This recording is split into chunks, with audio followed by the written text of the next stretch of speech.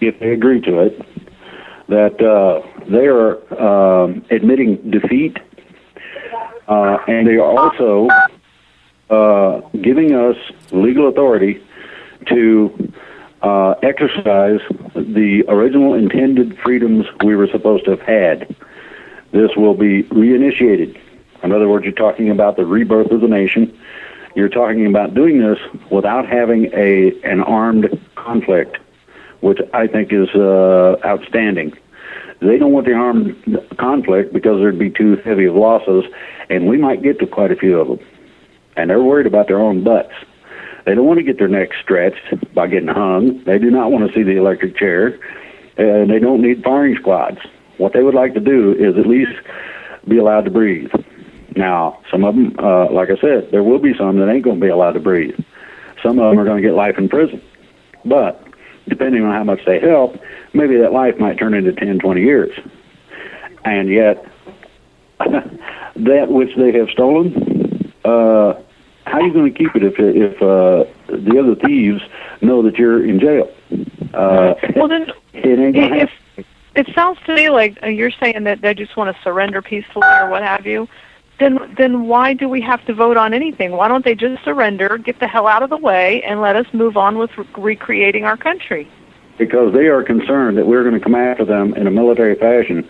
All of the freedom people, militias, everybody that law enforcement, everybody that doesn't agree with them that's in the military, and they don't want all those people after them.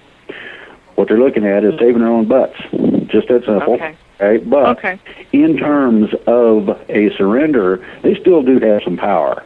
It's not; they're not altogether done, and it would take it'll take a little bit too much time, in my opinion, to wait that out. So, what I'm looking at is that instead of closing the banks, how about we keep them open? Instead of having a shooting war over this, how about we agree to terms so that we can continue without too much interruption in our lives? How about we fix it, NESARA Act, okay? How about we fix it, release of technologies? How about we go back to the founding documents and reclaim our freedoms? These are the basic talking points. If they agree to these, that means that there may be other things that they would be willing to sacrifice in order to mitigate their sentences. You know, maybe a guy doesn't want to be hung, and maybe he needs to clean the latrine in the FEMA camps the rest of his life. There's your choice. Which is it? He'll clean the latrine, I guarantee you. Rick, will they be zeroing our debt when this goes through? Personal debt. If NESARA goes through, I don't know if you read the reports of the lawsuits concerning the indebtedness and the fraud that was perpetrated upon ranchers and farmers. Well, I'm talking about mortgage debt and stuff. Well, that's what I'm trying to get to. Because they had been fraudulent in those actions, they were also convicted of fraud in terms of banking in general. Now, the reason I'm telling you this is so that you have a little something to base this on. You are the originator of the credit, not the banks. Yep. That is the difference between reality and the Ponzi scheme. That's the difference between what is now and what NESARA offers. Well, we're all the beneficiaries, Drake. Exactly. That's right. Okay. Drake, may I ask a question? Sure. Sure. Actually, I've got three, and I'll be quick. One is, sir, are we going to go back to an equity-based currency or a debt-based currency? It's going to be equity.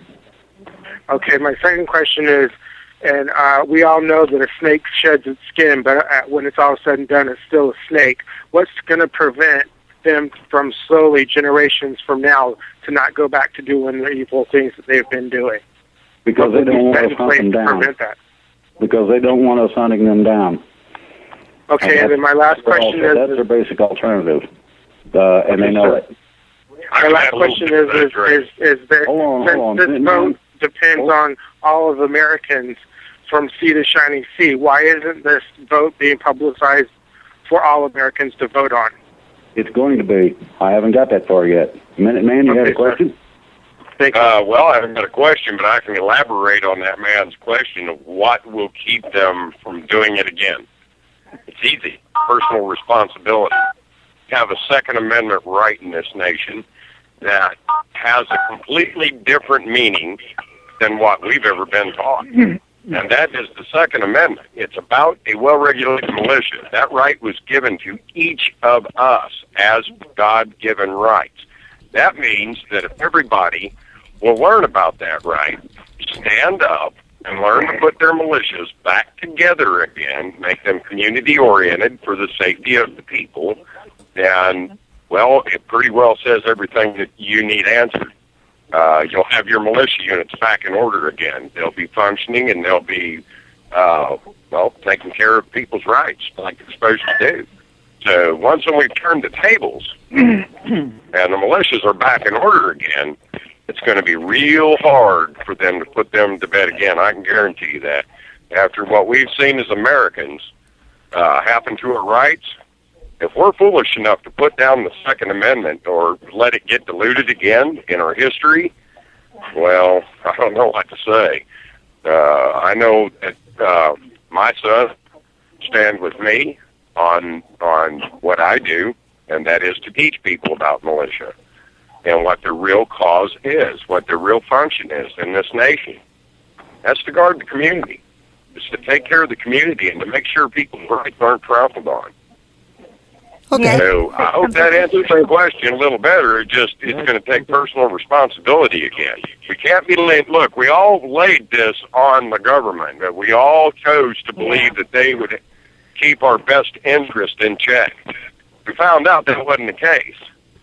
So what I'm saying is we take a bad lesson learned and turn it into a pumpkin pie or a chocolate cake. And like Greg said, I like chocolate cake too, especially German chocolate. But anyway, that's what I'm telling folks. You know, once when you get your freedoms back in check, well, we take care of them after that. And that will keep them from ever doing this to us again. Okay, now I want to give equal time. Just a minute, everybody. Hang on. If you got questions in the conference call, just hang on for a minute. Take a breath. Okay. We will get to you. I have got a number of questions that have piled up in the queue on the Truth Finder network, and they only have one channel to get in here. So I'm going to give it to Kelly here and let her enunciate a couple of those, and then we will go back to calls from the Global Voice Network chat line. All right. Thank you so much, Paul. Waiting patiently. There has been, for the last 2 months, there's been training on the new drone technology, the Sidewinder and Kamikaze drones. I had received calls yesterday from a number of people that are active duty that have been relocated to finish up the training that is currently being trained by DHS. And they are talking about real life, drones that are going to come in and destroy us. And I know a lot of people get really upset about all this stuff. But with this type of training actively going, that they are on blackout. They are not allowed to have cell phones, cameras. They're not allowed to have any contact with their family. They were given 12 hours yesterday to contact, make mortgage payments, car payments, child payments, house payments, whatever, and then we will no longer hear from them for another month. This is a training that's going on right now. So with this type of training going on, why should we trust this new deal in the cabal that they're just going to rescind NDAA, NDRP, and all of this going on when this is confirmed that they are currently on blackdown? Any of the sites that you've been able to search before to get PDF files and training manuals and to see what they are doing have been blacked out on the internet. This is stuff that is happening, and now you're talking about making deals with these people who have no intention of making a deal with us. Well, there's a problem with your reasoning. First of all, the military is under control. And by that I mean they have a controller. Secondly, the people that control them are the ones that are offering this possible surrender. If, this is why I'm doing this now, if these terms are acceptable, all of this training, blackouts, fun and games will quit. If it's not acceptable, then I'd tell everybody to oil up your gun, get your ammo out, because we're going to have a war. Just as simple. And this is basically the choice both of us have, both their side and ours. Basically, neither one of these sides wants to have a shooting war. No, we don't.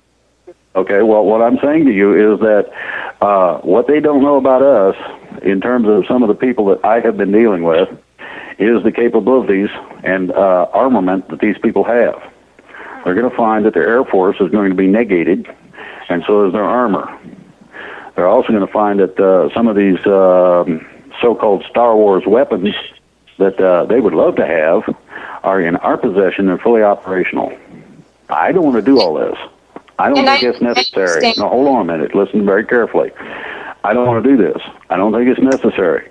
I am offering this so they can find out a few days, basically I'm saying a week or two maybe in advance of the possibility of what you're talking about. We'll know what's going on. If these people accept that agreement, then the first request or requirement of them is to have everybody stand down, send them home. You don't need that training if you're not going to do that. Okay, because I personally you'll be able to. So here's the deal: everybody that has capability of looking at this will all of a sudden see that people are going home. That the websites where they had these manuals and things that we can't get to right now that are blacked out, as you call it, all of a sudden open back up. Don't need to hide anything if there's nothing going on behind the scenes. Sure, they're trying to make plans because they feel that the shooting war is right at the edge of happening, and it is. Okay, I want to try to prevent that. I've been to war, and like it. If I got no other choice, then that's what I'll do. But this offers the possibility of a choice. The reason I'm saying that it does is because the people that control the military-industrial complex, the people who own it, are the ones asking for a peace agreement, maybe, a surrender of sorts, where they quit doing what they're doing and turn it around. We then can relax a little bit, and that don't mean put your guns away necessarily. That don't mean don't be watchful. Be watchful, because I don't trust them all that much either. But if the principals go to the people that I talk to and request this, then you've got some kind of foundation for what's going on. Yeah, they would like to trick us. Sure, The only trouble is that they have been pretty much put trick bag themselves this time. We did it to them before they had the chance to do it to us. And that really scares them. There are a bunch of people. So, but my thing... I mean high-level people that are scared to death that we are going to come hunting them right now. Okay, so Kelly has one more question. Kelly's got one more question. Go ahead. The thing is, we know that this training is currently happening, and I personally have a lot of friends and family that are in the military that were contacting me nonstop yesterday, telling me not to worry about them because they're being moved to remote locations to finish the training. But if this is the plan and they want peace, okay, we need to know is this training going to be used against us? And if they're working towards peace, then why would they continue on with this training? Why wouldn't they show good faith, as you put it, and stand down now to show a willingness for peace and not continue on the destructive and violent behavior and the way that they're going about things as we currently speak? That's where, you have a whole plan. Now all of a sudden they want, you're saying that we're not going to go arrest them because we've struck a deal. I would like to add to that question just a little bit. I mean, if you had said earlier that 80% of the military is on board and will not fire on the citizens, and if 80% of the military wouldn't fire on the citizens anyway, who exactly are they training, and where is that threat going to come from? Well, I can tell you exactly who they're training. I've had plenty of military. Hold on a minute, guys. It doesn't really matter, and I'll tell you why. They're getting prepared because they think we're coming after them no matter what. This is why they decided to ask whether or not they could make a surrender in the manner that I've described. Okay?